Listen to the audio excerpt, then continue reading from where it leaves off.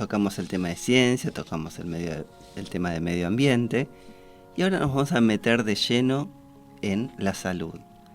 Y si hablamos de salud, hablamos de, por ejemplo, el impacto que tiene las enfermedades cardíacas en Argentina, en el mundo, y también cómo en medio de una pandemia estas enfermedades cardíacas deben ser tratadas, cómo nosotros debemos llevar una vida saludable para tener un corazón fuerte y duradero. Para eso tengo el placer de que nos acompañe hoy el doctor Mario Boschis, que es cardiólogo, miembro titular de la Sociedad Argentina de Cardiología y del Colegio Americano del Corazón. Es comunicador, es un experto comunicador en temas de salud. Es director general del Instituto Cardiovascular San Isidro, del Sanatorio Las Lomas en Buenos Aires y del Grupo Cardiológico Boschis. ¿Qué tal, doctor? ¿Cómo le va? Hablar contigo. Bueno, muchas gracias. La verdad que para nosotros es un placer y es importantísimo difundir temas de cardiología, temas que nos preocupan, que tal vez no están en la mente diaria, en el quehacer diario, pero cuando nos llama el corazón, se deja todo de lado, ¿no? Así es. Y bueno, durante la época de la pandemia fuerte y dura, ¿no? Cuando estábamos todos en casa con esta cuarentena que todo el mundo decía que fue eterna, y bueno, fue una cuarentena muy larga, nosotros los cardiólogos decíamos, miren, cuidar al corazón es una actividad esencial.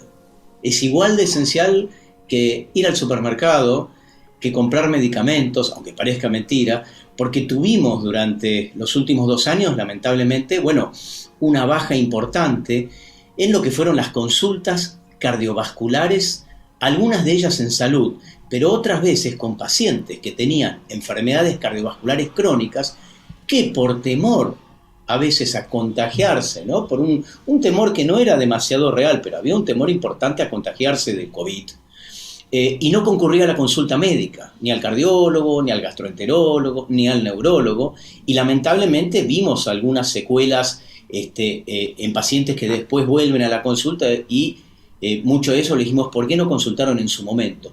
Por eso la importancia para todos los que nos están mirando del chequeo principalmente en salud, o sea, lo que es prevención cardiovascular. Cuando tenemos un problema cardiovascular y el problema ya está avanzado, es como que llegamos tarde. Tenemos que hacer la consulta y tenemos que prevenir antes de curar, dice el dicho. Bueno, nunca más bien aplicado que acá en cardiología, ¿no? Claro, pero justamente, ¿no? Esta pandemia, este parate, estos meses, porque no fueron semanas o días, fueron meses de aislamiento y continuó también con el ritmo de los picos de contagios que tuvimos, donde parecían aflojarse las medidas o los cuidados y de repente volvía el segundo pico que nos agarró en mayo de hace casi un año, abril, mayo, junio del año pasado, donde hubo récord de muertes, entonces donde las vacunas todavía no estaban llegando y generaban esta sensación de protección, este conocimiento científico que hoy impulsa la ciencia a nivel mundial, que nos indica que las vacunas sirven justamente para prevenir no los contagios, sino que la enfermedad se desarrolle en un estadio grave y la muerte misma, ¿no? Entonces nos encontramos los argentinos con esto, con las dificultades de acceso a los especialistas y también parte de responsabilidad nuestra de no impulsar eso, de no desafiarnos internamente y decir, bueno, a pesar de los miedos, voy a concurrir al cardiólogo, voy a seguir haciéndome los chequeos, necesito saber cómo está mi salud cardiovascular. Esto fue así.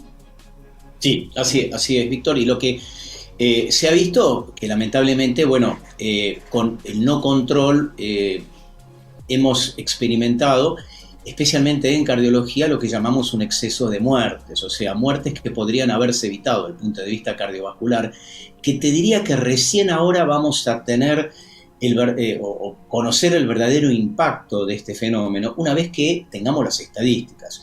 Este es un país muy complejo para hacer estadísticas y para que las estadísticas tengan realmente, bueno, una validez sin ningún tipo de sesgo, sin ningún tipo de manipulación. Para eso vamos a tener que esperar a que lleguen todos los resultados de los estudios que se han hecho.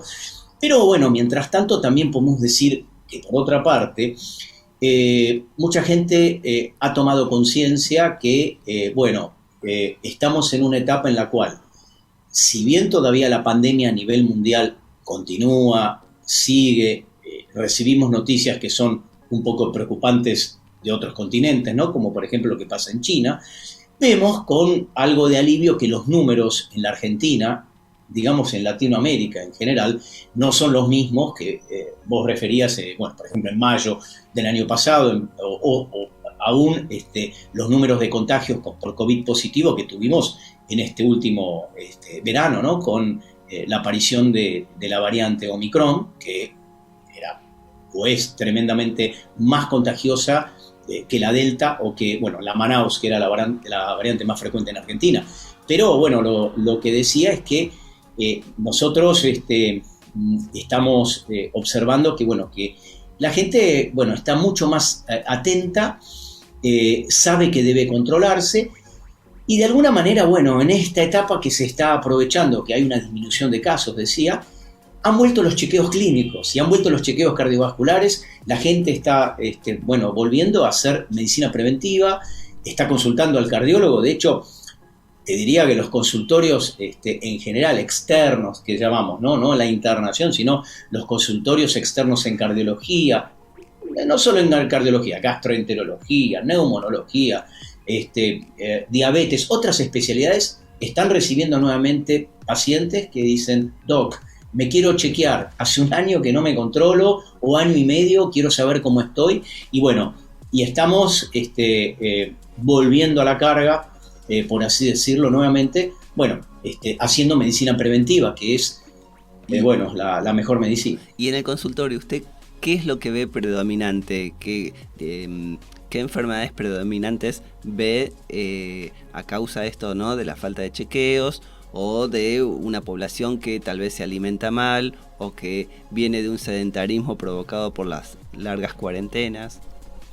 Bueno, a ver, la verdad que yo a veces me agarro la cabeza cuando estoy en el consultorio y vienen mis pacientes, ¿no? Y después de un tiempo de no chequearse. A ver, lo que hemos visto, esta pandemia lamentablemente ha traído, por lo que hablábamos recién, por ejemplo, un incremento en el sedentarismo. Mucha gente, al quedarse en casa, dejó de hacer actividad física, o hizo menos actividad física de la que hacía antes.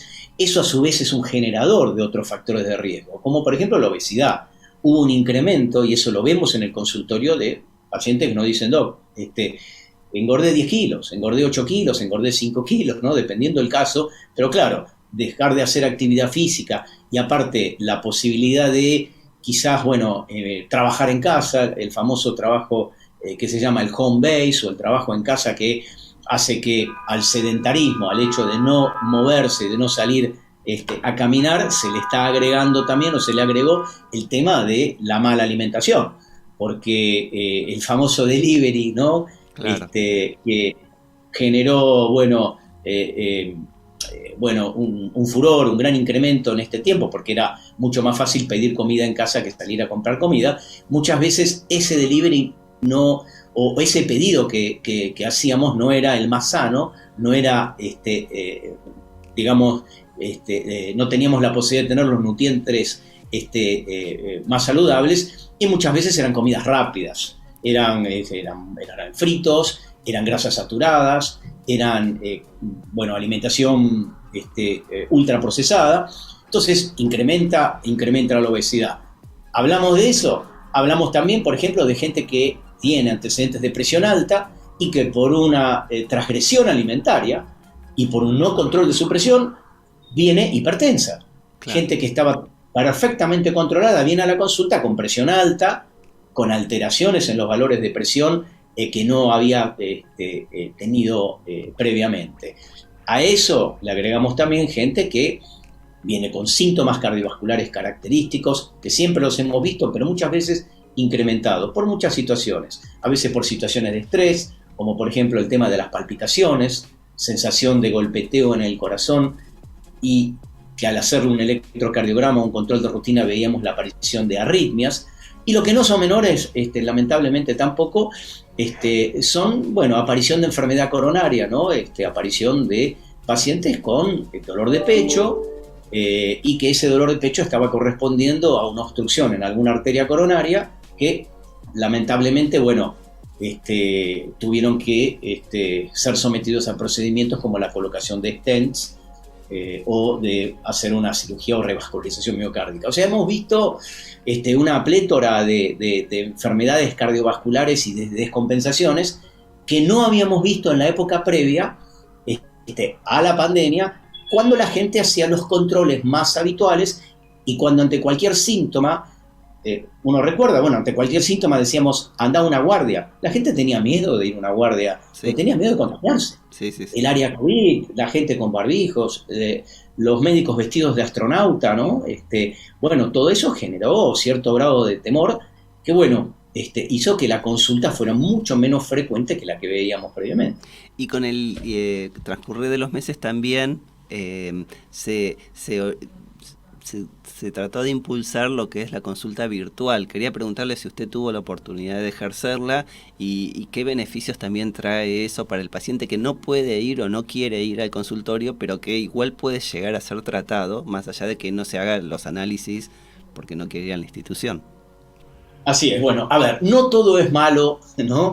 Y hemos sacado algunas conclusiones y hemos avanzado en algunos temas que antes hubieran sido, bueno, muy poco probables que se hagan, por lo menos en la Argentina. Vos lo dijiste recién, el tema de la consulta virtual era prácticamente, bueno, algo que no se había escuchado nunca. De ciencia ficción. Claro, ya habíamos empezado a ver las famosas consultas, si me permitís, por WhatsApp, ¿no? O por los apps o por los teléfonos inteligentes. Los médicos recibíamos, doc, tengo la presión alta y, bueno, el WhatsApp estaba a la orden del día, pero obviamente lo que decíamos es, mire, véngase al consultorio, lo tengo que ver, tengo que tomar la presión. Bueno, con la aparición de la consulta virtual ya la cosa empieza a cambiar, porque me siento, como estoy sentado frente a vos en este momento, me siento frente al paciente y comienzo a tener una consulta, comienzo a investigar qué síntomas son los más prevalentes. Hay falta de aire, hay dolor de cabeza, tenemos palpitaciones. Muchas veces tenemos en casa a los pacientes que se toman su propia presión arterial, se toman delante nuestro la presión, nos dicen qué presión arterial tienen.